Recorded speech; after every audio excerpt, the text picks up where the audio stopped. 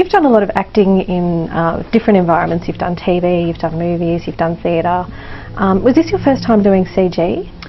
I did a bit of CG on Captain America, yeah, and I believe I became a CG character in Star Wars. So, yeah, first time for any length of time, and this kind of new technology. But we had two extremes. So we did a lot of stuff where everything was built, like Bag End was complete and incredibly detailed, and then the throne room at Erebor was a green box with a green chair and a piece of masking tape. So it was kind of the best of both worlds, really. So what are the challenges of working in a CG environment where you're not necessarily interacting with an actual person or an actual environment? The challenge is that, especially when you're interacting with, for example, another character that you have to have dialogue with, which we did a number of times, where Ian would be in a different room and I would be on the set listening to his voice on an earpiece. That was tricky. But then, of course, you just go back to the rehearsal and you re-engage with him, look into his eyes, then separate and go back and do what you were doing. That was challenging, but then on the other hand, sometimes when it came to fighting a CGI creature, you could create much more than you'd be able to achieve with a stunt guy. So you could be very inventive, and when we were fighting the spiders, which I can't talk about, when we were fighting the goblins, you could really imagine some moves and give the digital animator something to work with. So it was challenging and creative as well. Did you find yourself missing sort of practical effects at all, or? Well, as I say, we did have the best of both worlds. So we had literal fights with real people. We had real props, and the bits that we didn't have, we had it was mainly the environments that we wouldn't have. They would give us a great painting of the place that we were, and Peter would describe things to us. Occasionally we'd have a CGI weapon, which was a green stick, which is great because they pad the stick, so you could then really thrash the stunt guy with the weapon, and it looks like you're really hitting them. So yeah, there were benefits to both. So you, when you're acting, do you tend to immerse yourself in the character and stay in a character? Yeah. When you're on set and off set? Yeah, I mean, it was especially for this character, because he was in a quite a stressed state of mind throughout the story, and I wanted to find different levels of humility and honor and nobility for him. So kind of keeping his ideas in my head and keeping the journey in mind, keeping where he'd come from in mind, and he came into the story fairly burdened. It was I had a lot to think about, and of course it's a road movie, so he's always dealing with the immediacy of what's happening to him, but it's informed by what's gone before and what's coming next. So really I had to concentrate quite hard. So yeah, staying in character was pretty important. So when you went home at the end of the day, or went back to your trailer or whatever, you stayed as Thorin, essentially? Not at the end of the day. I did. Yeah, it's interesting when the stuff comes off, like when the prosthetic comes off and the hair comes off. Yeah, it's done. But you were always thinking about the character. So, and I'd occasionally have a dream about that was sort of along his thought lines. I don't know. But yeah, you don't go to lunch being Thorin. I was wondering, what the limitations were, and how does Thorin Oakenshield pour his cereal? But yeah, you don't kind of get it. It's like it's like marinating in a character. You're not being him, but he's never very far from your thoughts. And the physical thing, like because of the boots, because of the fat suit, when you walk off of set, you sort of have to keep walking like him because you've got all the gear on. So yeah, you just keep him in mind all the time. So the fat suit, that was to change your body structure rather than make you round, I'm guessing?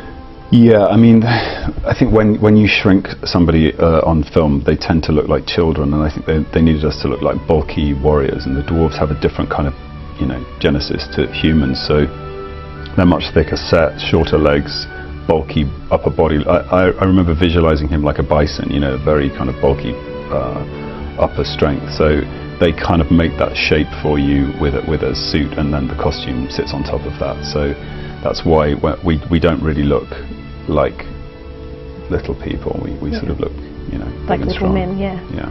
How did they shrink you? Is that fancy camera or CG or? A little bit of both. Some extremely kind of high-tech trickery where, as I described before, where one set of people are on a scale set and some others are in a green room, and then they overlay both images at the same time. And then good old-fashioned standing on a box, or delivering lines from your knees. Luckily, I didn't actually have to do that very often. I think they were very kind to Thorin. They didn't have him on his knees talking to Gandalf very often. That would be a bit weird. That would be a bit weird, wouldn't it? Yeah. In many ways. Yeah. So how much did you know about Tolkien going in? I'd read this book when I was, I don't know, 12 years old. I'd done a stage play of it when I was about 15, so I was familiar with The Hobbit. Then I read Lord of the Rings one summer, and became a massive fan of the movies. But yeah, when I knew I was doing this, I went and started looking at other things like the Silmarillion and the Book of Lost Tales, just to get a, you know, I wanted the big picture. Because really, the Silmarillion was Tolkien writing his, you know, Genesis story for Middle Earth. You know, where all the elves came from, where the dwarves came from, and I just thought that was really interesting to look at those old, you know, rivalries that had happened between them, because we were going to play this story of the elves and the dwarves and the antagonism between them, and finding out where that came from was really interesting. How do you feel that knowledge affected your performance? Well, it's that thing of knowing but not showing. So, you know, you fill your mind with history of your character, so that it's not that you play it in every moment, but it just gives that character a sense of I don't know. It's like an encyclopedia, isn't it? You can just sense that they know who they are, who they've been, and who they want to become. I think that's important when you're crafting a character that is of age and experience like Thorin. So Lord of the Rings and The Hobbit are obviously very well loved, very well known. They've got a massive fan base, both the books and the films. Yeah. How did you feel taking on such an iconic role, such a popular world? You do feel a responsibility to, you know, give lovers of the book what they're looking for, to give lovers of those films what they're hoping for. So there's a responsibility there, and also to kind of try and imagine what Tolkien was hoping for when he wrote the story. But at the same time, I've got my version of that character in my head, which was there when I was 12, and it's there when I'm 40, and it's changed a little bit in those years. So you're just listening to all of those different things as you're putting a character together, and we've ended up with this guy on the wall. So just going away from The Hobbit, I've heard that you're all about sustainable energy. It's new to me. I'm sort of just interested in seeing if there's a way to live without all those things that we rely on. It's maybe something to do with this job. Yeah. I don't know. When I was playing Thorin, I tried to get the guys to come out camping to see if we could do one of those kind of nights out as the dwarves would have done, but not many people were up for it. I don't know. I just like the idea of not being too reliant on you know, fossil fuel and flicking our light switch, just to see what it's like. Yeah. Well, I mean, it's not very reliable yet, but it's just interesting to see how little you need, really. Yeah.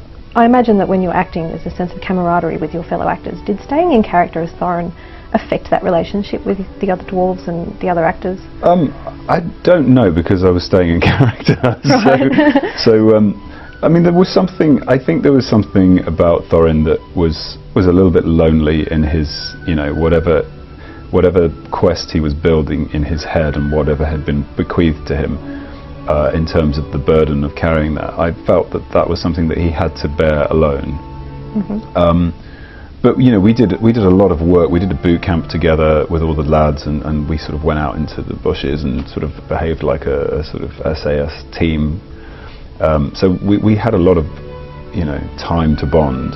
And on set as well, the whole endurance issue, like when we came to fight together, it was you know, it was very bonding. And I, you know, had a training buddy that I'd go weight training with, which was Jed Brophy, and Graham actually. We trained together.